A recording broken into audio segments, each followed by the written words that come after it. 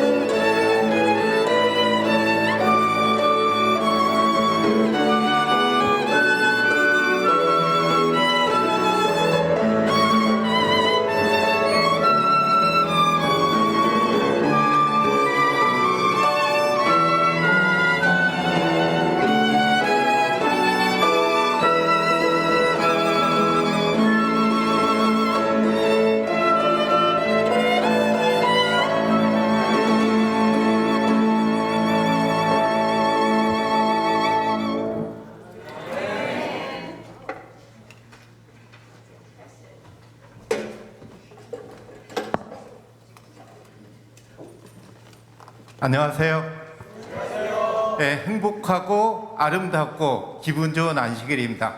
이 아름답고 아담한 교회에서 여러분들과 함께 창조의 기념일 안식일을 보내게 돼서 정말 감사드립니다. 저의 가장 큰 바람은 여러분 모두가 창조론자로 되는 거예요. 창조론자. 왜냐하면 창조론자로 산다라는 것이 이 시대의 가장 중요한 창조주 하나님이 우리에게 바라시는 점이기 때문입니다. 그래서 제가 양해 말씀드릴 거는 이 강의를 원래 준비했어요. 잘 준비했는데 더 적합한 말씀을 바꿔서 한 5일 전에 바꿨어요. 완전히 내용을. 그리고 어제 여기 와서 이렇게 또 분위기를 보니까 또 바꿔야겠어요. 그래서 숙소 가가지고 내용을 완벽히 딴 내용으로 바꿔서 좀 혼란을 드리게 돼서 양해 말씀드리지만 저의 바람은 여전히 여러분께서 최고의 창조론자가 됐으면 하는 가장 큰 바람입니다. 이것이 중요한 거는 이 시대가 뭘 부정해요? 창조를 부정하는 시대는 지구 역사상 이 시대 말고는 없었습니다.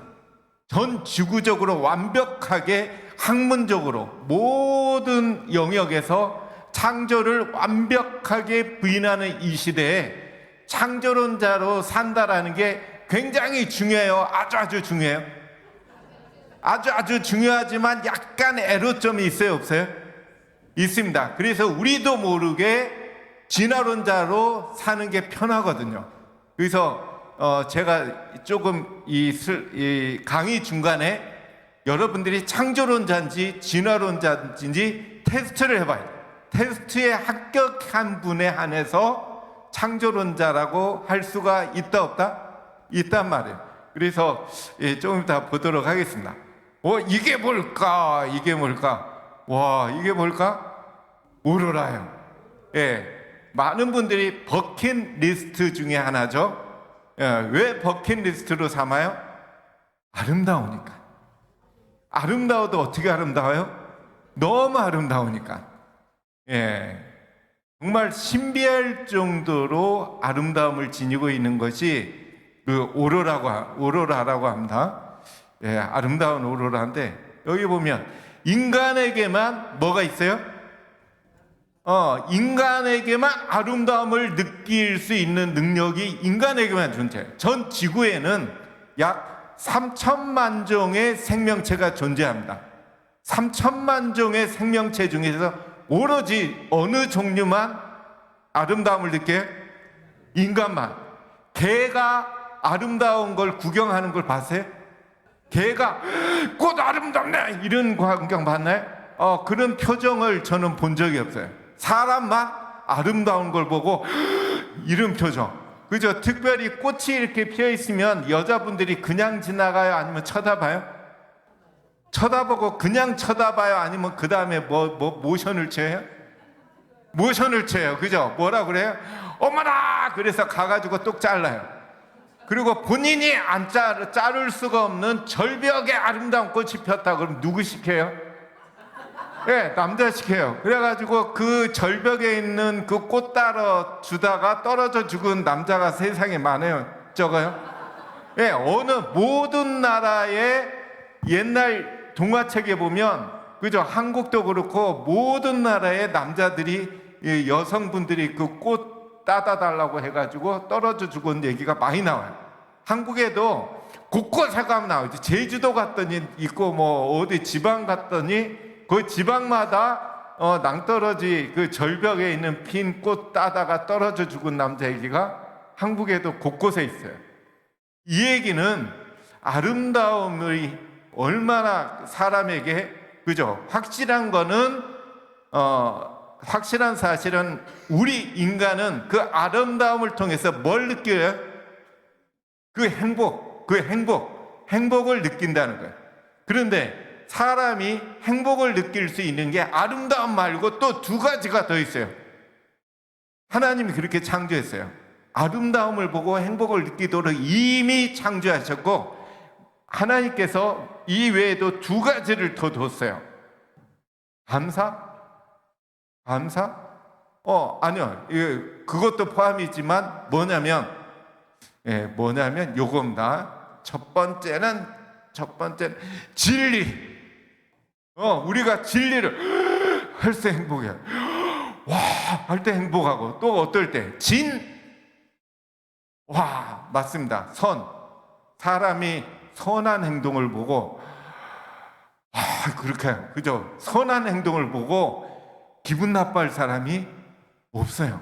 진선미, 이거는 하나님께서 우리 인간에게만 주는 행복을 위해서 줄 수 있는 세 가지의 통로입니다.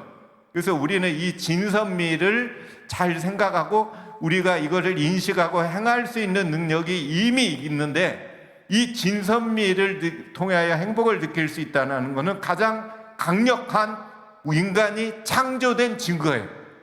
인간만 그렇거든. 인간만 그렇거든. 하나님이 이걸 우리가 느낄 수 있는, 이미 이것이 우리 안에 있다 없다? 이미 있어요. 이미 있기 때문에 우리는 진선미를 알아차릴 수가 있어요. 또 발휘할 수 있는 능력도 있다 없다? 있단 말이에요. 우리가 이것을 발휘를 하는 것이 하나님의 뜻입니다. 그러면 진짜 있나? 우리나라 초등학교 3학년을 대상으로 교육부에서 생각하는 과제를 했어요. 과제, 무슨 과제? 생각하는 과제. 초등학교 3학년에게 내줬습니다. 제목은 난 행복한 사람. 다음 그림을 보면서 생각하는 시간을 가져봅시다. 이 얘기예요. 예, 그죠? 이 사진은 미국에 있는 사진 작가가 이 브라질의 뒷골목에 가서 찍은 사진이래요. 실제 사진입니다. 굉장한, 그죠? 처참한 광경인데 제목이 그래요. 다음 그림을 보면서 생각하는 시간을 가져. 그림 속 아이는 무엇을 하고 있을까요? 5분간 그림을 보면서 뭘 생각해 보자? 난 얼마나 행복한 것인지를 생각해 보자. 이게 우리나라 초등학교 3학년을 대상으로 된 2016년 6월 8일 생각하는 과제 내용이란 말이에요. 예, 아주 안타까운 광경이죠. 우리나라 한 초등학교 아이가 썼어요. 예, 그림 중에 자세히 설명해 봐라. 그러니까 굶은 아이가 길모퉁이에 쪼그리고 앉아서 배가 고파 바닥에 떨어진 빵가루를 주워 먹고 있다. 정확하게 기술 잘했죠. 두 번째 질문이 뭐였습니까? 내 자신을 그림 속의 아이와 뭐 해보자? 비교해보자. 그리고 난 얼마나 행복한 사람인지 이유를 들어서 설명해 봅시다. 우리나라 초등학교 3학년이 어느 학생이 다음과 같이 글을 썼어요. 답을 뭐라고 썼을까요? 자, 남의 아픔을 보고 내가 얼마나 행복한지 아는 것은 별로 좋지 않다고 생각한다. 같이 아픔을 해결해야 주고 같이 잘 먹고 잘 살아야 될 것이다. 위치가 바뀌었죠. 이 초등학생이 문제를 냈어야 되고 이 과제를 낸 분은 정말 반성문 써야 돼요. 우리나라 초등학교 3학년에게 행복의 문제를 남과 비교를 통해서 다른 사람 보고 행복을 찾아라. 이거는 굉장히 안 좋은 교육 방법인데 현실입니다. 이걸 보고 우리는 이 아이를 한심하다고 해요? 아니면 와 따뜻하고 막 기분 좋아요? 두 가지 행복 중에 어떤 게 진짜 행복이냐 이거예요. 남과 비교를 통한 행복이 정말 우리가 추구할 참 진짜 행복인지, 이 아이가 제안한 다른 쪽의 행복이 정말 행복인지, 우리는 어느 쪽을 추구하면서 살아야 될지 심각하게 생각해 봐야 됩니다. 예, 어제 말씀드렸죠. 최고의 행복은 우리가 사랑받고 있다는 확신이다. 그죠? 그럴 때 우리에게 행복이 옵니다. 그래서 하나님께서는 우리에게 어떤 감사하기 원해요? 절대적 감사. 그래서 하나님은 절대자로서 어떤 사랑을 줍니까? 절대적 사랑을 줘서 우리가 절대적 감사를 통해서 절대적 행복하기를 바라는 게 하나님의 행복의 방향이에요. 비교를 통해서 상대적 행복을 추구하지 것을 하나님은 그건 행복이 아니라고 하나님은 생각을 하십니다. 그래서 하나님은 이 확신을 주기 위해서 자연계와 성경을 통해서 우리에게 뭘 보여주려고 그래? 사랑을 보여주려고 하는 이유는 우리의 뭘 위하여? 절대적 행복하기를 바라시기 때문에 우리에게 보여주려고 해요. 그러면 구체적인 하나님의 사랑을 어떻게 그죠? 여러분들은 사랑을 어떻게 표현하십니까? 저는 어떻게 표현할 것 같아요? 말로 아니면 뽀뽀로? 둘 다. 예, 맞습니다. 예. 근데 하나님께서는 사랑을 진선미로 표현해요. 진선미는 철학책의 철학 사전을 찾아보면 절대적 가치라고 나와 있어요. 절대적 가치. 절대자가 가지신 가치관을 절대적 가치라고 하는데, 하나님의 가치관, 어떤 걸 하실 때 행동의 선택의 기준이 되는 것을 하나님께서는 진선미로 살아요. 하나님은 항상 참을 추구해요.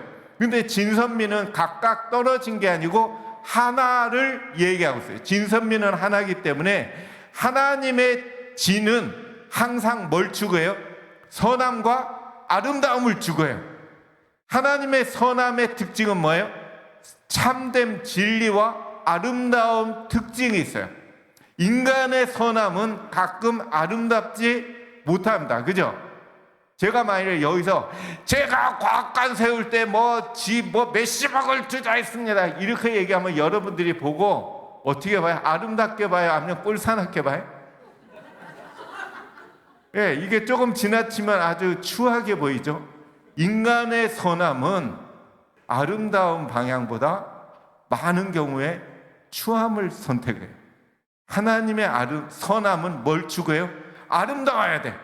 그래서 누가 선을 행했을 때 아름답다 그러면 그거 하나님의 선이에요. 예. 그리고 하나님의 아름다움은 뭘 위하여 사용되냐면 항상 진리를 추구하고 아름다움을 위하여 사용됩니다. 항상. 그리고 선을 위하여 사용돼요. 하나님의 아름다움. 그래서 오늘은 이 진선미, 꽃은 왜 인간에게만 아름답게 보일까? 최진태 관장님이 아주 잘 설명했어요? 아니면 멋지게 설명했어요? 예, 둘 중에 아무거나 선택하셔도 됩니다. 예, 아주 이런 문제가 너무 쉬워요. 그죠? 시험 문제 중에. 예, 이걸 얘기하시죠? 그죠? 예, 아주 꽃은 인간에게만 아름답게 보여요. 그래서 한국의 고양시에 가면 세계 꽃박람회를 매년 열어요. 그죠? 어마어마한 사람들이 찾아가는데도 불구하고 고양시에 사는 개와 고양이에 관심이 있다 없다? 전혀 없어. 부산에 사는 사람도 꽃박람회 안 되매 그래서 막 찾아오고 그렇습니다. 이거 보고 마음이 그죠? 특별히 가을 남자는 흔들려요. 그죠? 뭔가 찌릿해지면서, 그죠? 예, 그래서 찌릿해집니다. 그 느낌이 들죠? 단풍이 왜 들어요? 단풍이 왜 들어요? Why? 왜 들어요? 그냥 드는 거예요? 그걸 모르시네. 단풍은 추운 겨울이 있는 나라에서의 특징이에요. 왜 그래요? 꽃은 설명드렸잖아요. 꽃은 인간을 향한 최고의 하나님의 사랑의 선물이에요. 그리고 행복하라고. 그런데 사람들이 겨울에 뭐 못 봐요? 꽃을 못 봐. 그럼 만일에 하나님께서 꽃을 인간을 사랑해서 정말 행복을 위해서 창조하신 거라면 겨울에 인간이 꽃을 못 보면은 마음이 애틋해져요? 아니면 편하게 주무세요? 애틋해져. 그러면 방법을 추구할 거 아니에요? 그죠? 어떡하지? 그때 생각한 게 어떻게 해요? 그러면 추운 겨울이 오기 직전에 어떻게 하자? 산 전체를 꽃처럼 물들이자! 그런 거예요. 그래서 산 전체를 꽃처럼 물들이니까 사람들이 하고 찾아가야 안 가요? 찾아가서 겨울을 나가기 전에 행복을 마음껏 경험하고 빨간 단풍을 보면 사람들 마음에 정열이 솟는데요. 이거는 단풍 전문가에게 빨간 단풍을 보면 하고 이런 노란 단풍을 보면 불안했던 마음이 차분해진대. 그래서 단풍의 색이 각가진 이유가 사람에게 필요한 필수 요소들, 정신적인 건강, 육체적인 건강을 위한 요소가 다 들어있대. 그걸 통해서 사람이 행복하대. 이 말이 맞다면 봄에 똑같은 현상이 나타나야 된다, 안 나타나야 된다? 나타나야지 그게 맞죠. 저는 그 철학을 공부했고 대학에서 논리학 강의를 한 3년인가 했어요. 강원대학에서. 논리학의 핵심은 뭐냐면 검증이에요.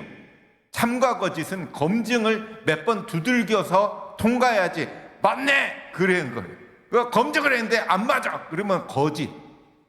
마일에 전에 이게 제가 설명했던 하나님이 진짜 인간의 행복을 위해서 꽃을 창조했고, 그렇다면 그것 때문에 이제 단풍을 추운 겨울이 오기 전에 마음껏 행복을 느껴 창조했다면 봄이 되면 나타나야 돼요, 안 나타나야 돼요? 나타나야 돼. 그래서 설명했잖아요. 마일에 봄의 꽃의 특징은 뭐예요? 빨리 일찍 눈이 오는데 피어요. 왜 그래요? 이게 꽃이 이기적이에요? 아니면 봉사성이에요? 빨리 피면 얼어 죽어요. 벌과납이 없어. 빨리 피면 신나는 건 누구밖에 신나요? 전 지구에서 사람만 신나. 두 번째, 봄의 꽃의 특징은 뭐예요? 허드러지게 피. 왕창 피어. 맞죠? 봄에 피는 모든 것은 와장창 피입니다. 잎이 먼저 나요? 꽃 먼저 나요? 꽃 입장에서 보면 뭐 먼저 내야 돼요? 잎 먼저 내서 에너지 챙겨야 되잖아요. 그런데 꽃은 나머지 모든 에너지를 꽃 피는데 사용한다고요. 이래도 꽃이 이기적이에요? 아니잖아요. 예, 이 단풍, 하나님께서는 이 아름다운 것, 자연, 꽃, 모든 것을 우리를 행복하게 하려는 갈망의 증거, 그것이 진선미란, 진선미가 자연을 보면은 가득하다 안 가득하다? 우리가 결국에 뇌에 채울 게, 힐링할 거, 회복할 게 있다면 뭘 회복해야 돼요? 진선미를 회복해야 돼요. 뇌에 진선미가 나와야 돼요. 예, 항상 우리는 진선미, 이 진선미를 오늘 우리가 생각해 보겠습니다. 하나님이 추구하는 행복의 방향과 사단이 추구하는 행복의 방향이 비슷하다, 완전히 다르다. 완전히 다르다, 비슷하다. 완전히 다르다. 하나님의 행복 철학을 한마디로 뭐라고 해냐면 빛이라고 해요. 사단의 행복 철학은 한마디로 뭐라고 표현해? 어둠이라고 표현해. 왜 빛이라고 표현해? 빛은 항상 뭐 하는 존재예요? 줄 생각을 해요. 하나님은 사람은 무엇을 항상 행복을 위하여 얻을까? 내가 행복하게 해서 차가 있어야 되는데 뭐가 있어야 되는데, 인간은 항상 무엇을 얻을까 고민한다. 그런데 하나님은 어떤 고민을 해요? 항상 무엇을 줄까 고민한다. 이게 하나님과 사람의 어마어마한 차이고 사단과 하나님의 차이라고 할 수가 있습니다. 그래서 하나님의 행복 철학은 뭐예요? 항상 줄 생각의 행복 철학. 사단은 항상 무슨 생각이에요? 행복하기 위해서 무엇을 얻어야 된다. 완전히 다르잖아요. 그러면 여러분들은 어느 쪽을 선택하겠냐 이거예요. 그죠? 우리가 하나님을 믿는다라는 건 하나님의 철학을 갖고자 열망해야 되잖아요. 그래서 사람은 연하장 뭐라고 해요? 새해 복 뭐 어떻게 하라? 많이 받으라. 그러면 고마워 그러잖아요. 고마워. 왜요? 기분 좋다 이거예요. 뭐 어떻게 하니까 기분 좋아요? 받으라고 하니까 기분 좋아. 받으라고 하니까 기분 좋아. 이건 누구 철학이에요? 엄밀히 말하면 이거는 정확하게 사탄한테 기인된 행복의 방향성이에요. 그죠? 하나님은 정반대예요. 사탄은 받을 때 행복하다. 이 주장은, 예. 근데 하나님은 너희는 세상의 빛이라 하면 무슨 생각을 하는 얘기예요? 받을 생각, 줄 생각. 줄 생각하라는 거 아니에요? 너희는 세상의 빛이라. 빛은 주기만 해. 주기만 하는 게 빛의 특징입니다. 그죠? 그래서 너희는 세상의 빛이다. 그 주 예수께서 친히 주는 것이 받는 것보다 더 복이 있다는 말씀을 반드시 어떻게 해야 된다? 명심해야 된다. 이 원어적으로 더 복이 있다는 원어를 찾아보면 더 복이 있다, 더 행복하다, 아주 행복하다라고 하는 의미가 담겨져 있대요. 원어적 의미가. 하나님은 주는 게 받는 것보다 굉장히 복이 있다라고 믿어요. 확신합니다. 이게 하나님의 철학이에요. 하나님의 행복 철학이에요. 그러면 우리도 이르도록 노력해야 된다, 안 해야 된다? 해야 됩니다. 그래서 하나님, 사랑이 행복을 가져다 준다라는 것은 모든 사람이 알아요. 맞죠? 그런데 이 세상에는 사랑 때문에 불행한 사람이 많다, 적다? 많아요. 사랑에 배신당하고 뭐 어쩌고 저쩌고. 그죠? 연속극 보면 행복한 것보다 막 이가 갈리는 막 그런 내용들이 가득 찼단 말이에요. 소설도 그렇고. 왜 그래요? 예, 노래도 보면 그 사랑 때문에 눈물 뚝뚝 흘리고 노래하잖아요. 그죠? 그거 보고 공감해가지고 맞아 그러잖아요. 왜 그래요? 예, 이 세상은 사랑이 행복을 가져다 주는 것보다 오히려 불행을 가져다 주는 것보다 훨씬 많더라고요. 왜 그럴까? 그거는 그것 때문에 사랑이 행복을 가져다 줄 수 있고 불행을 가져다 그 이유 때문에 그래요. 헤르만헤세 유명한 문화예요. 글작가예요. 그죠?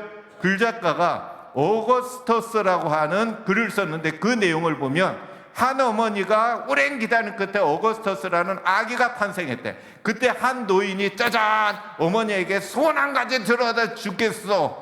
얘기해 보시죠. 그러니까 이 어머니가 이 아이가 자라서 누구에게나 사랑을 받도록 해 주십시오. 어거스터스는 성장하면서 많은 사람으로부터 사랑을 받았다. 그러나 그의 삶은 행복하지 않았다. 사랑을 받을수록 점점 교만하고 이기적으로 성장했다. 사랑을 받을 줄만 알았을 뿐 사랑을 베풀 줄 몰랐다. 인생의 말년은 점점 외롭고 비참했다. 노인이 다시 찾아왔다. 내 소원이 무엇이냐? 한 가지 더 들어줄게. 늙은 어거스터스는 조금도 주지 않고 말았다. 이제 세상의 모든 사람을 사랑할 수 있는 사람이 되게 해주십시오. 원래 하나님께서 원하시는 사랑의 본질은 받는 게 아니고 어떤 거다? 주는 거래요. 사람은 사랑을 받을 때보다 베풀 때 더 큰 행복을 느끼도록 창조됐다. 이게 창조의 증거입니다. 그래서 이 세상에 사랑이 불행을 가져오는 것은 무슨 사랑 때문에 그래요? 무슨 생각? 받을 생각. 받으려고 하는데 안 줘. 그러니까 그 사람은 어떻게 해요? 해코지를 해야지 기분이 풀려. 뭐 이런 얘기 아니에요? 그죠? 하나님의 절대성, 절대자 하나님의 생각은 항상 줄 생각의 행복 철학이에요. 그래서 하나님의 절대적 사랑 그러면은 반드시 아가페 사랑은 반드시 뭐를 통과해야 돼요? 뭐랑 연결돼요? 절대적 봉사라고 연결된다. 이런 하나님의 절대적 봉사에 의해서 창조하신 창조물을 보면 이런 봉사가 나타나죠. 그래서 공중의 새, 짐승 모든 거에는 다 나름대로 뭐하고 있다? 봉사하고 있다. 태양도 호수도 시내도 샘물도 더 남에게 뭐하기 위하여? 주기 위하여 받아들이고 있다. 중요한 얘기예요. 안 받는다는 얘기가 아니에요. 그죠? 안 받는 얘기가 아니에요.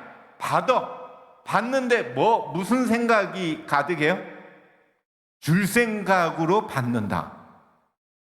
그죠? 우리는 받아야 돼요. 받지 말란 얘기가 아니고 주기 위하여 받아들이고 있다. 이게 하나님의 철학입니다.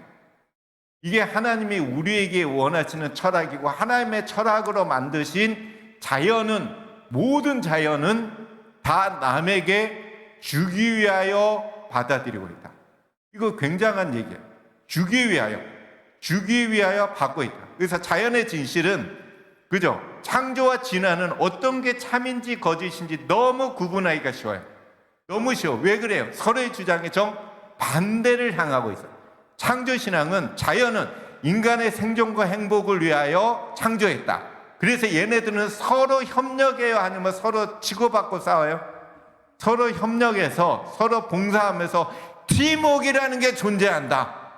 그렇지 진화신앙에서 아니야. 자연이란 자기의 적자 생존을 위해서 오직 나의 생존을 위해서 서로 경쟁하고서 핥히면서 싸우는 존재다. 다르잖아요. 자연은 약육강식의 세계다 아니다? 다행이네요. 맞다고 했으면 진화론자한테. 제가 섬찟했습니다. 예. 그 창조 신앙에서는 자연은 봉사성을 띄었다. 한마디로. 진화 신앙에서는 자연은 뭘 띄었다? 이기성을 띄었다. 다르잖아요. 그러면 어떤 게 맞는지 우리는 객관적으로 살펴봐야 됩니다. 그러면 여러분들이 창조론자인지 진화론자인지 테스트를 해보겠습니다. 이거는 이미 최 관장님이 설명했기 때문에 이거는 100% 맞춰야 돼요. 이게 그죠? 꽃이 한 개나 벌이 날아가. 꽃은 왜 한 개를 낼까? 벌과 나비를 땡땡하려고. 뭐예요? 뭐 하려고?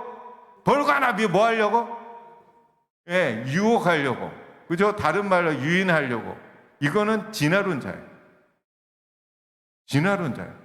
이기성을 띤 존재들의 삶의 철학이 이런 행태거든. 자기의 생존을 위하여 유혹하고 있는. 하나님의 철학, 하나님의 창조했다면 초대라는 단어가 맞아요. 상호 서로 그죠? 야 이리 와, 네 그죠? 예, 그죠? 이 진화론자들은 이렇게 유혹해가지고 씨를 맺음으로써 자기의 종족 번식의 수단으로 이용한다. 맞는 것처럼 보여요.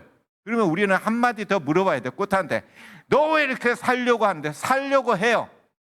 살려고 해요. 꽃은 살려고 해요. 근데 why? 그 목적성, 목적이 뭐냐 이거. 꽃은 살려고 해요. 왜 살려고 하는데? 그랬더니 꽃이 뭐라고 해요? 내가 살아야 누가 행복하다? 인간이 행복하다.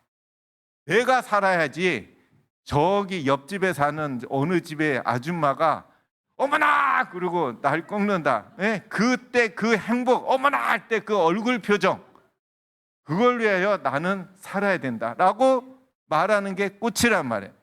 그죠? 서로 협력해. 그죠? 꽃은 아름다워가지고 뭐 내나요? 아름다우면 신나요? 아니면 목숨 내놔야 돼요? 꽃은 아름다워가지고 목 잘려 죽습니다. 그죠? 마들세요. 어버이날 뭐가 잘 돼요? 예, 꽃이 이제 목 잘리는 날. 아니, 어떤 표현으로? 어떻게 표현하자면 생명줄이. 그죠? 얘도 지금 뭐 잘렸어요? 잘렸어. 결혼식 날 꽃들이 종류별로 뭐 잘려야 돼요? 잘려야 돼. 근데 꽃들은 그 희생을 어떻게 해요? 기쁨, 행복하게 받아들여. 우리의 행복을 위하여. 그죠? 꽃이 이기적이라면 아름다우면 안 돼. 안 아름다우면 오히려 더 잘 살아. 생존하기가 너무 쉬워. 어머나! 안 그러거든. 그렇잖아요. 그죠? 지나다가 그냥 피우면 되지. 예. 왜 아름다워가지고, 그죠? 예, 그렇단 말이에요. 꽃은 아가페 사랑, 강한 봉사성을 지니고 있는 게 꽃이에요. 꽃이란 말이에요. 근데 그런 꽃이 유혹한다? 아니죠. 주기 위하여 받는다. 살긴 살아야 돼. 근데 그 사는 이유가 인간의 행복이에요. 많은 사람들이 잘못된 게 이것 때문에 그래요. 이거 보면 흔들려요, 안 흔들려요? 흔들려요? 가운데가 흔들려요? 왜 흔들려요? 이게 동영상이 가동돼요? 아니요. 이건 그냥 사진이야. 왜 흔들려요? 사진인데 왜 흔들려요? 여러분들의 머리가 흔들려요. 이게 흔들리는 게 아니고 머리가 흔들려요. 머리를 딱 잡으면 멈춥니다. 사람은 인간의 사고가 잘못됐으면 다른 사람의 모든 것이 잘못됐었대. 잘못했. 그 원수가, 나의 정말 최고의 원수가 기분 좋아서 씩 웃으면 그게 행복한 모습이야? 가증스러워 보이게? 가증스러워 보여. 그게 그 사람은 행복한데 내 사고가 잘못됐어.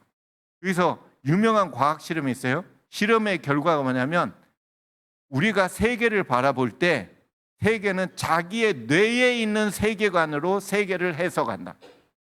여러분들의 뇌에 진화론적 사고방식과 사탄의 행복 철학이 있으면 그런 방식대로 해석이 돼. 벌이 날아가면 유혹하는구나. 왜 그래요? 본인이 그렇게 살기를 바라거든. 그걸 행복이라고 생각하면 그렇게 보인다. 이거는 여러분들의 잘못은 아니고 사회가 그래요. 이 사회가 창조를 부정하기 때문에. 우리들의 창조론자들의 사고방식과 가치관, 세계관은 하나님의 철학으로 차야지 창조론자예요. 맞죠? 예, 우리가 요 세 가지 이걸 설명하면 좀 복잡하지만 오늘은 몇 가지만 좀 하겠습니다. 이거는 유명한 과학 실험 결과예요. 우리는 그러면은 이제 한 가지 문제만 더 낼게요. 이 문제에서 사생결단 내셔야 됩니다. 창조론자인지 긴장하세요. 그죠? 그리고 여기서 탈락한 분은 나는 진화론자라는 걸 인정을 해야 돼요. 내 자신을 알아야 돼. 그래야지 창조론자가 되기를 노력하지. 나는 창조론자다. 근데 뇌는 진화론자야. 그러면 안 고치잖아요. 인간이 태어나려면 남자 몸에서 몇억 마리의 정자가 나와요? 3억 마리의 정자가 남자 몸에서 샥 나와야지 얘네들이 헤엄쳐서 가가지고 한 마리가, 그 중에 한 마리가 수정에 성공해서 이쁘죠. 이렇게 돼가지고 돼요. 사람이 태어납니다. 그럼 나는 3억 대 1의 경쟁에서 이기고 태어난 매우 가치 있는 인간이다. OX. O. 진화론자. 완벽한 진화론자. 인간이 이렇게 태어났다면 진짜 이게 진리, 팩트, 트루스, 진리, 참이라면 진화가 맞아요. 이게 진화론의 이론이거든. 진화론의 핵심 이론이에요. 중심 이론이에요. 맞잖아요. 하나님은 인간을 그죠? 하나님의 철학 최고의 형상으로 창조했다고 말은 하잖아. 그래놓고 인간이 태어나는 과정이 남자 내 거야. 그리고 앞에 가는 정자 꼬리 잡아당기고 막 물어뜯고 뒤에 오는 정자 발로 차고 막 그냥 치고받고 내 거야. 그러고 가가지고 찾아. 이렇게 태어났다면은 그렇게 태어났다면 그게 하나님의 작품이냐고요. 아니잖아요. 적자 생존이지. 아니란 말이에요. 그런데 최근에 그죠? 환경 호르몬의 영향으로 남자들의 정자 수가 줄기 시작했어요. 환경 호르몬은. 그래서 1억 5천만 수준 이하로 떨어지자마자 수정이 안 된대. 그래서 의학자들이 놀랐어요. 처음에 1억 5천만 더 많아요, 적어요? 어마어마해요. 우리나라 인구보다 많아요. 한국 인구보다 많아요. 1억 5천만이 다 수정해서 태어나면 한국 인구의 몇 배 돼? 2배도 넘어요. 그런데 1억 5천만이 안 된대, 수정이. 그래서 왜 안 되지? 해가지고 직접 관찰을 시작했어요. 영국에 있는 2명의 과학자가 관찰을 했어요. 실제로. 그랬더니 3억 마리가 샥 나와요. 그 중에서 빠릿빠릿하고 걔가 먼저 가서 그냥. 그런데 난자까지 가는 길에 장애물이 꽉 찼대. 물리적, 화학적 장애물이 찼대요. 장애물을 처음 힘센 정자, 빨리 앞을 돌진한 정자가 뚫어요, 안 뚫어요? 뚫어. 근데 정자는 꼬리에 에너지가 일정량이 있기 때문에 일부 뚫고는 어떻게 해요? 죽어요. 에너지가 소진돼요. 어떻게 죽어요? 이렇게 하고 못 움직이고 떨고 죽어요. 그 다음에 정자가 조금 뚫고 난자까지 가는 길이 다 뚫리는데 약 몇억 마리가 3억 마리가 죽어줘야지 길이 뚫린대. 그러면 여러분과 제가 태어나게 한 정자는 부지런하고 빠릿빠릿하고 그러네요? 아니면 제일 후미 그룹이에요? 정말 제일 후미 그룹이에요. 그렇다고 뭐 덜 떨어졌다는 얘기는 아니야. 그죠? 근데 제일 후발주자예요. 늦게 일어나가지고 다 떠났네. 이제가 그래가지고 마지막 그룹으로 갔어요. 길이 뚫린 다음에 우리가 샥 헤엄쳐갈 때 옆에서 죽어가는 정자들이 3억 마리의 정자가 우리를 향해서 뭐라고 외쳤어요? 나의 죽음을 어떻게 하지 마라? 어떻게 하지 마라? 그죠? 너는 어떤 존재다? 가치 있는 존재다. 두 가지 가치가 있어요. 다른 사람을 이겨먹었을 때 가치. 맞아요, 그것도. 또 하나 가치는 뭐예요? 이 가치예요. 하나님의 철학이에요. 남을 이겼을 때 행복할 것이다. 사단의 철학이에요. 사단의 가치관이에요. 이게 하나님의 철학입니다. 그래서 결론적으로 두 명의 과학자가 결론 냈어요. 모든 정자들은 서로 뭐 하는 게 아니다? 경쟁이 아니다. 경쟁하는 게 아니고 고도에 뭐가 있더라? 심호흡을 이루어 한 마리 정자가 한 마리 난자를 만날 수 있도록 하기 위해 서로 뭐하다? 도와주고 희생한다. 이게 증명됐어요. 이게 증명됐어요. 이게 창조와 진화의 차이고 어떤 게 진실인지, 그러면 이게 맞다면 우리는 어떻게 살아야 돼요? 다른 사람 막 짓밟고 살아야 돼요? 아니면 정말 우리를 위해서 희생해 준 정자들의 뜻을 받들어서 아름다운 삶을 살아야 돼요? 우리가 이게 창조와 진화의 문제가 이 사상 문제예요. 어떻게 살아야 될 거의 문제예요. 와, 이게 멋있죠? 경치가, 그죠? 예, 경치가 멋있죠? 예, 여기가 어딜까요? 이게 몽골이에요. 제가 몽골에 몇 년 전에 봉사팀과 같이 봉사하고 몽골에 있는 그 사막에 갔어요. 만세! 기분 좋아! 왜 기분 좋았을까요? 너무 기분 좋아서 팔짝 뛰었어. 그죠? 기분 좋을 때 뛰잖아요. 왜 그랬냐면은 눈 썰매 탈 거래, 모래 썰매 탈 거래. 그죠? 이 눈썰매 타는 걸 모래 썰매 타. 그래서 너무 좋았어. 막 이렇게 사진 찍었잖아요. 그리고 실제로 탔어요, 안 탔어요? 예, 탔어요. 예, 너무 좋아. 너무 좋았어. 그죠? 소리가 나와야 되는데, 예, 이렇게 탔어요. 그런데 여기 가이드 한 분이 저한테 그래요.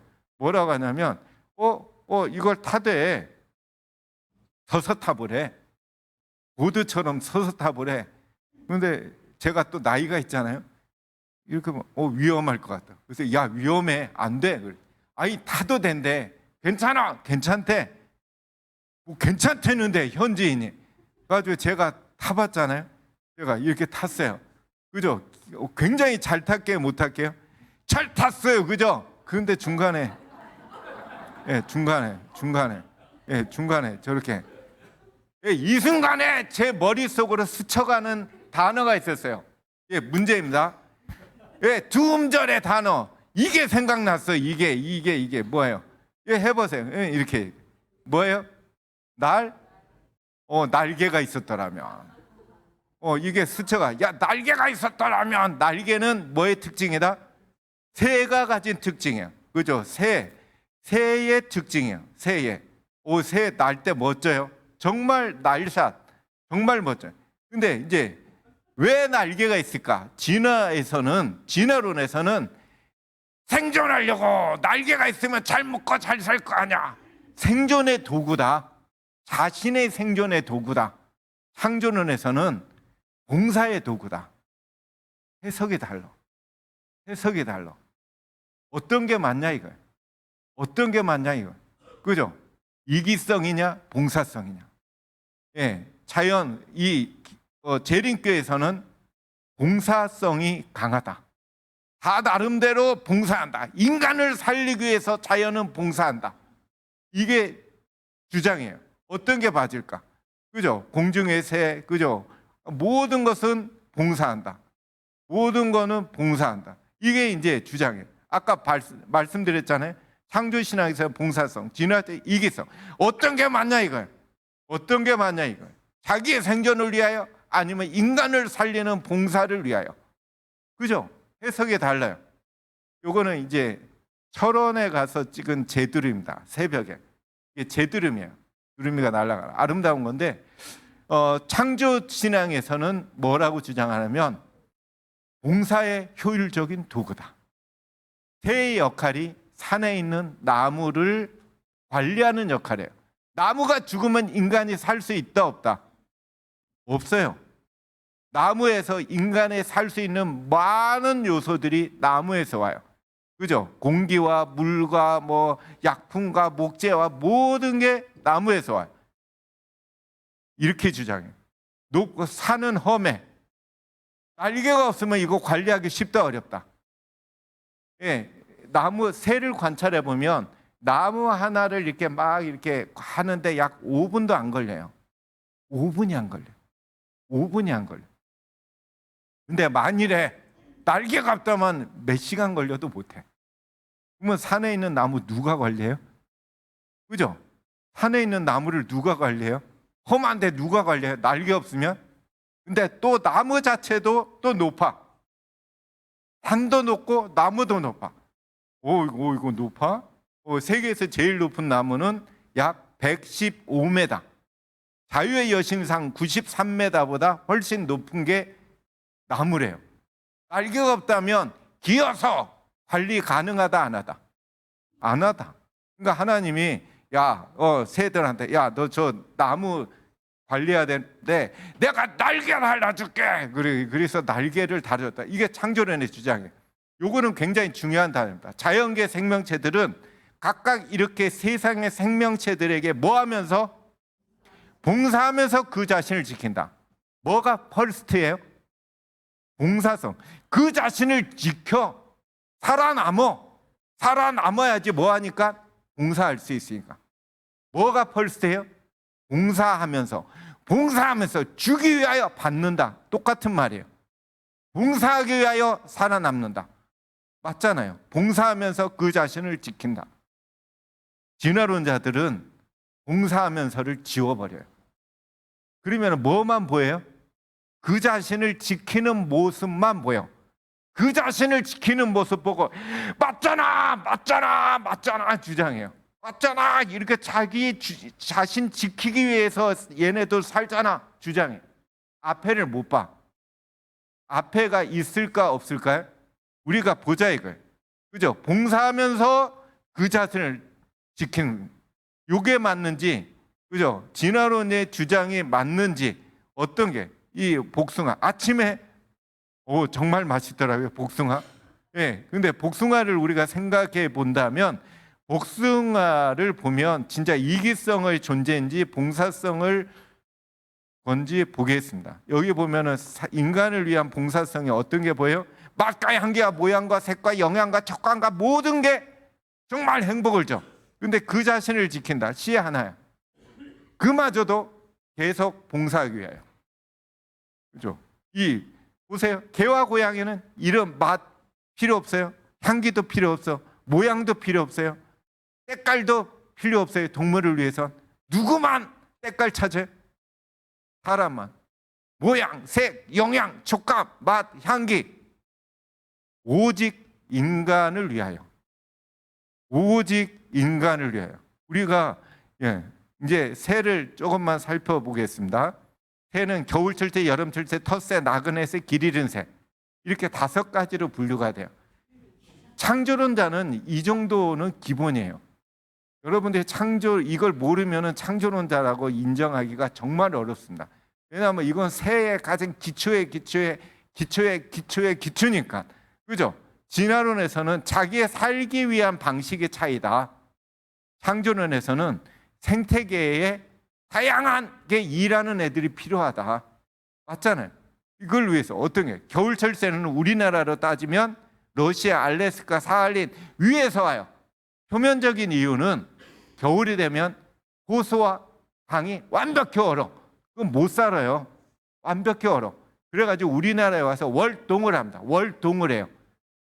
진화론자들은 그것만 봐요. 그것만 봐. 그것만 보고 뭐라고 해요? 맞잖아. 살기 위해서 오는 게 맞잖아. 그래요. 그런데 창조론에서는, 그리고 실제로 생태계 학자들은 얘네들이 와야지 우리나라의 생태계가 건강한데, 얘네들이 안 가고 싶은데 그 순간 우리나라 생태계가 망가진대. 그죠? 그러면 제가 이거를 직접 봤어요. 이거는 어거지로 얘기하면 안 돼요. 진짜 얘기해야 돼요. 진짜 겨울철 새가 우리나라에 150종 이상이 와요. 근데 150종이 왜 오냐? 먹고 살려고. 먹고 살기 위해서. 자기 살기 위한 게 주목적이다. 그건지 봉사를 위해서인지 우리가 보도록 할게요. 여기는 어디냐면 우리나라의 곡창지대인 천수만이라고 하는 논이 아주 쫙 곡창지대예요. 우리 간척지죠. 여기 갔는데 10월 한 7, 8일경에 갔어요. 이때 가면 추수 중간이에요. 이 얘기는 추수한 논과 추수 직전의 논이 반반이 있어요. 반반 있어요. 그때 갔더니 기러기예요. 얘네 기러기인데 기러기는 초기에 날라와요. 초기에 날라. 그래서 어마어마한 수의 수만 마리의 기러기가 날라와 있어요. 그래서 제가 봤어요. 오른쪽은 추수 마친 논, 왼쪽은 추수 직전 알곡이 가득한 논. 이 기러기들이 먹이 활동을 어디서 할까? 먹이 활동을 어디서 할까? 제가 하루 종일 이 큰 눈으로 더 크게 뜨고 봤어요. 그죠? 확인해야 되니까. 얘네들이 어디서 먹이 활동이 있을까요? 추수 직전 알곡 아니면 추수 완전히 마친 논 어디에 가 있을까요? 어떻게 아세요? 저는 이거 하루 종일 보고 알았는데 와, 예, 추수 마친 논에 가가지고 한참 동안 쉬기도 하지만 이렇게 보고 하나 이러고 있어요. 바로 옆에 가면 한 입만 그냥 이렇게 물고 하면 몇십 알이 들어가요. 그런데 단 한 마리도 추수 직전에 논에 알곡을 한 톨도 안 건드려. 안 건드려. 이기성이라면 먹고 살기 위해서 왔다면 상식적으로 건드려요, 안 건드려요? 그죠? 누가 총으로 위협하는 것도 아닌데 안 건드려. 더한 거는 우리나라에 150종류 이상의 철새가 날아오는데 언제 날아오냐면 주로 논과 밭에, 우리나라 가을이 되면 오곡백화가 완전히 풍성하잖아요. 논과 밭, 과수원 완전히 풍성한데 그때 올까요? 아니면 완전히 추수가 끝나서 텅텅 빈 다음에 올까요? 끝나고 와요. 끝나고 와요. 만일에 겨울 철새들이 자기의 생존과 먹고 살 목적으로 온다면 언제 와야 돼요? 상식적으로 추수 바로 직전에 와가지고 막 먹어야 돼. 안 건드려요. 안 건드려요. 안 건듭니다. 끝나고 와요. 이래도 먹고 살기 위해 오는 거예요? 이래도 먹고 살기 위해 온 거예요? 아니란 말이에요. 이래도 이기성을 띄었어요? 아니란 말이에요. 얘네들이 와서 우리나라의 어떻게 생태계를 활발하게 보존하기 위해서요. 그죠? 얘네들이 봉사성이지 이기성이냐고. 예. 여름철새는 저 남쪽에 사요. 그죠? 호주, 뉴질랜드, 동남아에 와서 새끼를 키우고 가을에 데려가. 그죠? 제비같이. 그게 이제 여름철. 나그네 새가 있어요. 패세지 마이그런트. 이 종류는 어떤 새냐면 여름철 새가 오는 오스트리아, 오스트레일리아, 뉴질랜드, 동남아부터 겨울철 새가 오는 사할린 알래스카까지 날아가요. 철새의 2배를 날아가요. 그럼 멀어요, 안 멀어요? 멀어요. 그렇기 때문에 중간에서 몸을 다시 회복하고 날아가요. 몸을 회복하지 않으면 거의 못 날아가요. 너무 멀어요. 딱 중간이 어디냐면 우리나라예요. 딱 중간이. 그래서 우리나라가 세계적으로 나그네 새의 거점지예요. 그걸 중간 기착지라고 해요. 그래서 우리나라에 4월 중순부터 5월 중순까지 가면 서해안에 외연도, 어청도, 서해안에 작은 섬이 많죠. 한 바퀴 도는데 1시간 돌 섬들이 많거든요. 거기 가면 하루에 100종류를 봐요. 못 봐도 50종류를 봐요. 새가 바글바글해요. 어마어마하세요. 그래서 제가 가게요, 안 가게요? 어떻게 하셨어요? 거의 갔다 왔는데, 오기 전에. 근데 제가 한 번은 사진 찍는데 갑자기 새가 푸드득 하고 한 마리가 앉아요. 이 새는 막 도착했어. 막 도착했어요. 막 도착한 새의 특징은 뭐냐면 가지에 못 앉아요. 힘이 빠져서 가지를 쥘 힘이 없대. 바닥에 앉아요. 그리고 사람이 가까이 가도 도망가요, 못 가요? 못 가요. 얼이 빠져 있어요. 정신이 나가서 30분 정도는 못 움직여요. 다리가 후들거리고 해서 못 움직여요. 사람이 가까이 가도 못 움직여요. 그리고 많은 새들이 도착과 동시에 죽어요. 탈진해 죽어요. 이런 새입니다. 이 새가 제가 처음에 딱 봤을 때 신종인가 놀랐어요. 왜냐하면 못 알아보겠어. 그래서 내가 신종 발견했어 하고 제 큰 눈이 더 커졌거든. 그런데 알고 보니까 이 새가 어떤 새냐면 황금새야. 이것이 어떤 새냐면 얘예요. 같은 종류 새예요. 막 도착했는데 날아오느라고 어떻게 됐어요? 털이 다 빠지고 다 완벽히 이렇게 탈색이 돼. 그죠? 눈빛도 다 탈진해 있고 날개 다 너덜거리고. 이기성이에요? 이기성이요? 1년에 그렇게 2번씩 해야 되는데, 그죠? 튼튼한 날개 가지고 좋은 곳 찾아 안 가. 1년 내내 뭐 그냥 풍요롭고 먹을 게 많고 그냥 물 많고 계곡 많고 안 가. 이렇게 탈진하면서 다니더래요. 많은 새들이 죽어요. 이 GPS를 요즘에 달아요. 1년 운영비가 한 마리당 3천만 원 든대요. 근데 이걸 이렇게 달아서 추적을 해요. 얘가 어떻게 이동하나? 봤더니 큰 뒷부리 도요가 이 새가 참 잘 날아요. 2008년에 우리나라에서 발견됐는데 8일 동안 먹지도 쉬지도 않고 날더래. 많기로를. 8일 동안 먹지도 쉬지도 자지도 않고. 굉장하죠? 근데 이것이 갱신됐어요. 2021년. 며칠 동안 9.3일 동안 먹지도 쉬지도 않고 날더래. 2022년에 11일 동안 먹지도 자지도 거의 2주 동안 날더래. 이기성이에요? 이기성이에요? 강한 봉사성이에요? 그죠? 강한 봉사성 아니고는 이 짓 안 해. 이기적인 존재라면 이런 걸 하겠냐 이거. 우리라면 하겠냐. 북극제비갈배기는 하나님이 더 아주 부탁했어. 북극 남극 관리해. 그랬더니 얘는 북극 남극을 날아다니고 1년에 지구 거의 2바퀴를 돈대. 이 짓 하라면 하겠냐고. 근데 얘네들이 북극 남극을 관리 안 하면 거기 생태가 망가지면 연쇄적으로 망가진대. 생태계는 한 곳이 망가지면 연쇄 반응. 고마워한 거만 고마워요. 하나님께. 그죠? 철새들이 목숨 내놓고 왜 이동해요? 그죠? 왜 이동해요? 텃새. 그러면은 요거 조금만 더 하고 마치고요. 텃새의 대표적인 새가 참새. 참새는 왜 인간 곁을 안 떠날까? 왜요? 왜 안 떠나요? 안 떠나죠. 왜요? 인간 곁에 있으면 그래도 뭐가 있으니까? 얻어 먹을 게 있으니까. 이게 맞을까요? 그죠? 새들을 보면 주로 하루 종일 먹어요. 맞죠? 비둘기 하루 온종일 먹어. 근데 저라면은 맛있는 거 찾겠어. 근데 물소리는 물고기만 먹어. 근데 독수리는 이 종류는 뭐만 먹어요? 시체만 먹어. 죽은 것만 먹어. 이게 이기성이에요? 시체만 찾아 하루 종일. 그죠? 근데 그 영국과 미국 그 대학에서 공동 연구를 했는데 인도에서 독극물 때문에 독수리가 사라진 지방이랑 그렇지 않은 지방을 인구 조사를 정밀하게 조사해 봤더니 독수리가 사라진 곳에서 50만 명의 인구가 죽었더래.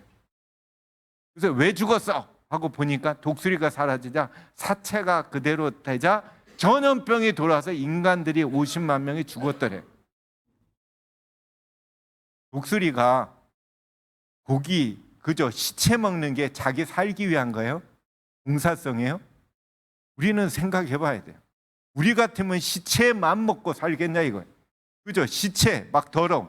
아주 그죠? 얘 얼굴 표정 봐요. 그죠? 시체 먹은 표정이에요. 그죠? 얘는 하루 종일 시체만 찾아다녀요. 이 표정 봐요. 그죠? 그리고 독수리의 특징이 머리가 주로 벗겨졌어요. 왜 벗겨졌어요? 세균의 감염. 시체 세균 감염에 의해서 죽을까봐 하나님이 훌딱 깎아버렸어요. 그래서 독수리의 특징이 몰골이 사나워요. 안 이뻐. 얼굴이 다 벗겨져서. 그죠? 제가 눈빛이 그렇죠, 그죠? 제가 왜 이렇게 벗겨졌는지 아세요? 여러분들 살리려고 그래요? 그죠? 그런 표정이죠. 저는 새라면은 그죠? 맛있는 거 보고 맛있는 거 찾으러 이렇게 그리고 좋은 거 보러 다닐 것 같아요. 근데 우리나라 이게 대표적인 많은 새인데 이 새의 특징은 뭐냐면 놀러 다녀요, 안 다녀요? 이 새는 정말 안 놀러 다니는 새로 유명해요. 그래서 이름도 그렇게 붙였어요. 이름이 뭐예요? 얘는 정말 안 놀러 가. 그래서 이름을 외가리. 놀러 가라고 해도 외가리 해서 외가리. 얘는 얘 특징 뭐면 한 자리에서 외가리 하고 가만히 있어요. 한국 가서 가만히 있어. 얘는 안 놀러 다녀. 예, 새, 이 흔한 새, 참새, 참 흔하죠, 그죠? 저 새가 먹는 수많은 쌀알만 아껴도 수확량은 증가한다. 이거는 중국의 최고 지도자 모택동이 농촌 시찰 가서 한 말이에요. 1955년. 그거 보니까는 막 먹고 있어, 참새가. 저 새는 아끼면 얼마나 수확량 증가할까? 저 새는 해로운 새다. 마오쩌둥, 모택동이 보고 없애라우 그랬어요. 없애라우. 예, 해로운 새다 이렇게 명령을 했어요. 중국 인민에게 마오쩌둥은 신의 뜻이었대. 그래가지고 중국 과학자가 아부를 했대. 조사해 보니까 매년 4.5kg의 곡물을 먹어요. 그래서 100만 마리의 참새를 잡으면 6만 명의 인민들이 살 수 있어요라고 거짓 보고를 했어요. 그러니까는 이 모택동이가 아부를 듣고는 맞지, 내가 제대로 왔자. 그 G8이 모기와 함께 중국에서 없앨 4가지로 지정하고 제4해 운동을 벌였어요. 그런데 G8이 모기는 사람들이 안 시켜도 때려잡아. 근데 참새는 안 때려잡아. 그래가지고 참새를 없애하고 명령을 내렸어요. 그래서 몇 년 동안 4년, 5년에 걸쳐서 훈련을 시켰어요. 전국에 걸쳐서. 그래서 참새를 멸종시키기로 결정했어요. 그래서 참새를 문제 삼고 1958년 4월 19일 중국 전역에서 박멸 작전을 했어요. 그래서 모든 수단을 동원해 가지고 모든 국민들이 나서서 참새를 잡았어요. 노인, 어린, 완전히 모든 수단을 동원해서 학생도 훈련했고 학교에서 훈련했고, 그래서 참새를 130만 마리 참새를 잡는 데 성공했대. 단 하루 동안. 1년 동안 약 2억 1천만 마리 다 때려잡고 1959년에 나머지들을 완벽히 소탕하고 1960년이 됐어. 마오쩌둥이 뭐라고 했냐면 올해는 중국 최고의 풍년이 될 거다 그랬어요. 그랬더니 헤헤헤 하고 웃었어. 허세를 부렸어. 그런데 문제가 발생해. 재앙이 왔어. 1960년 재앙이 왔어. 어떤 재앙이냐면 참새가 사라지자 해충이 창궐해. 그런데 아무리 인간의 노력으로 백해무익이야. 대흉년. 이 흉년을 해서 중국 인구가 얼마가 죽어요? 이거 실제 얘기예요. 부모가 자식 먹고 자식이 부모를 먹었다. 중국 인구가 공식적으로 1,500만 명. 근데 거짓말이래. 실제로 약 6천만 명이 굶어 죽었대. 6천만 명이 굶어지. 이 당시 우리나라 인구가 3천만 명. 우리나라 인구의 2배가 참새 때문에 굶어 죽었어요. 완전히 굶어. 처참히 실패로 끝나요. 마오쩌둥 참모들이 모택동에게 이 운동 계속할까요? 그랬더니 모택동이가 야 임마 알면서 그만하면 됐지 뭐 이렇게 얘기했대. 그리고 참새를 소련에게 부탁해서 데려왔대. 이때가 소련하고 관계가 안 좋을 때였대. 사정해가지고 참새를 달라고 해서 데려와서 해결하고 조사를 했대. 야 임마 조사 제대로 해봐. 그때 먹이의 대부분이 에벌랜드 하루에 80에서 120마리를 잡아줬대. 이거를 돈으로 환산 1976년 우리나라 돈으로 26,000원어치의 일을 참새 한 마리가 해줘요. 그럼 얘네가 얼마나 먹는 거야? 했더니 28원어치. 이게 봉사성이에요? 이기성이에요? 26,000원어치 일하고 28원어치의 돈을 받았어. 어마어마한 봉사성이에요? 이기성이에요? 봉사성이에요. 누가 이기성이에요? 인간이 28원 아까워가지고 때려잡았어. 그래서 이제 이 결과에 의해 가지고 중단, 그리고 허가 없이는 포획할 수 없는 보호종에 등재해가지고 중국에서는 참새가 완벽한 보호종으로 등재됐어요. 6천만 명이 굶어 죽고. 모택동과 참새를 주어서 이걸 검색해 보면 유튜브에도 나오고 공식적으로 나옵니다. 하나님께서 인간을 위하여, 이기적인 인간이지만 인간을 위하여 우리 주위를 우리가 때려잡아 먹어도 떠나지 않는 참새를 줬어요. 이거는 표면적으로 이제 뒤에 얘기가 많지만 오늘은 여기까지 하겠습니다. 어쨌든 자연에 관해서 얘기하자면 한 달 내내 해도 못합니다. 그 정도로 많아요. 확실한 건 여러분께서 시간이 되신 분들은 이번 주에 창조세계 지도자 과정에 참여하시면 조금은 배울 수가 있습니다. 제가 기대하기는 여러분 많은 분들께서 창조론자, 창조를 부정하는 이 시대에 누가 나서야 돼요? 창조의 기념일 안식일을 지키는 사람들이 나서서 이 시대의 창조의 문제를 해결하는데, 그 이유는 행복의 문제가 달렸기 때문에 그래요. 여러분, 저희가 정말 창조론자답게 창조주 하나님이 우리를 위해서 창조한 아름다운 세계를 보고 감사할 줄 알고 우리 자신이 어떤 방향의 행복을 추구할 것인지, 이기성의 행복을 추구할 것인지, 비교의 행복을 추구할 것인지, 우월감의 행복을 추구할 것인지, 진선미를 행함으로써 오는 너희는 세상의 빛이다, 빛의 행복을 추구할 것인지 여러분께서 결정하시고 빛의 행복 속에 우리가 이 세상에서도 정말 멋지고 참 행복하고 죽는 순간에 또 행복한 웃음을 지으는 여러분과 제가 되기를 기도하겠습니다. 감사합니다.